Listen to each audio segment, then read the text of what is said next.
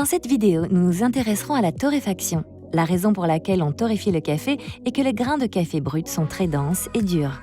Si on essayait d'en croquer un, on se casserait une dent.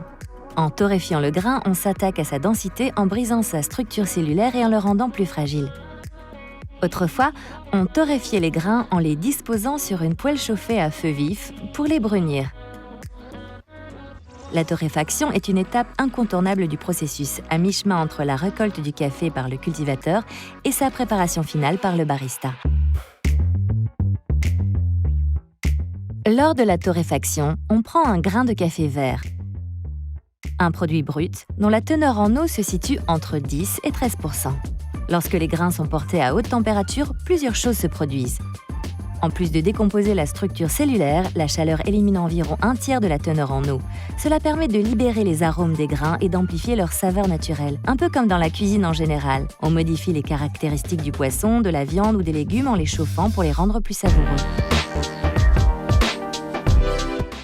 Lors de la torréfaction, il existe de très nombreuses variables, comme la durée de la torréfaction, la vitesse du tambour, la température et même la composition des grains.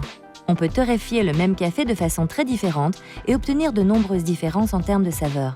J'utilise un torréfacteur à air dans lequel je torréfie habituellement mes grains de café entre 9 et 12 minutes selon le type de torréfaction, claire, moyenne ou foncée. Le torréfacteur est déjà préchauffé à 200 degrés Celsius lorsque j'y verse les grains. J'applique la chaleur en fonction du type de variété de café que je veux torréfier. Si un grain est très dense et petit, je peux lui appliquer une chaleur intense dès le début, contrairement aux grains qui sont un peu plus gros et dont la structure cellulaire est plus lâche, où il faut procéder plus doucement. Le tambour comprend de nombreux moniteurs et sondes qui nous donnent un retour d'information constant, y compris des détecteurs de température. On parle de taux d'augmentation pour décrire le rythme auquel on applique la chaleur au grain.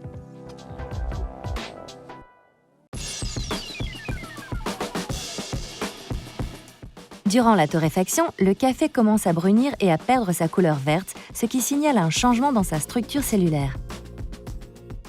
Il y a beaucoup d'évaporation d'eau et les grains deviennent alors exothermiques, ce qui signifie qu'ils produisent leur propre énergie et chaleur.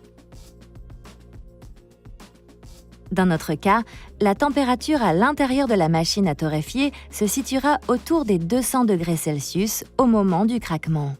Assez logiquement, chez les torréfacteurs de café, on appelle cela le premier craquement. Après cela, on passe à l'étape appelée temps de développement, une partie importante du processus pendant laquelle je surveille le temps restant avant la fin de la torréfaction. Les deux types de machines à torréfier les plus courants sont les torréfacteurs à air et les torréfacteurs à tambour. Il existe de nombreux types de machines à torréfier aux caractéristiques diverses, mais en général, la torréfaction à air consiste à utiliser de l'air chaud dans une chambre de torréfaction pour chauffer les grains, tandis que la torréfaction à tambour utilise un tambour cylindrique rotatif. J'utilise un torréfacteur à air. Avec cela, je dois gérer de nombreuses variables en fonction du poids des grains que je verse. Donc je regarde la vitesse et j'essaie de l'équilibrer en fonction de la température dans les grains. Je surveille également la température dans le tambour et je contrôle la durée de la torréfaction. Je cherche à équilibrer et à gérer tous ces paramètres. Et c'est là tout l'art de la torréfaction, gérer et maîtriser les différentes variables. Dans le cadre de mon activité, je torréfie sur commande. Je peux donc être amené à effectuer une torréfaction claire, moyenne ou foncée. En général, une torréfaction plus claire retiendra davantage de saveur naturelle et donnera au grain une saveur plus équilibrée, tandis qu'une torréfaction foncée exprime davantage d'audace et d'intensité. Certains de mes clients aiment préparer le café d'une façon qui mette en avant le café de spécialité de 3e génération, les différentes variétés, régions, méthodes de traitement et pays d'origine. Je privilégie donc une torréfaction claire pour conserver la subtilité des saveurs. En général, on favorisera une torréfaction plus foncée pour un café destiné à l'expresso et plus clair pour celui destiné au café filtre. Cela dit, aucune règle n'est gravée dans le marbre. On peut utiliser un café à torréfaction claire dans une machine à expresso ou utiliser un café à torréfaction foncée dans une cafetière filtre ou goutte à goutte et quand même obtenir de délicieuses saveurs.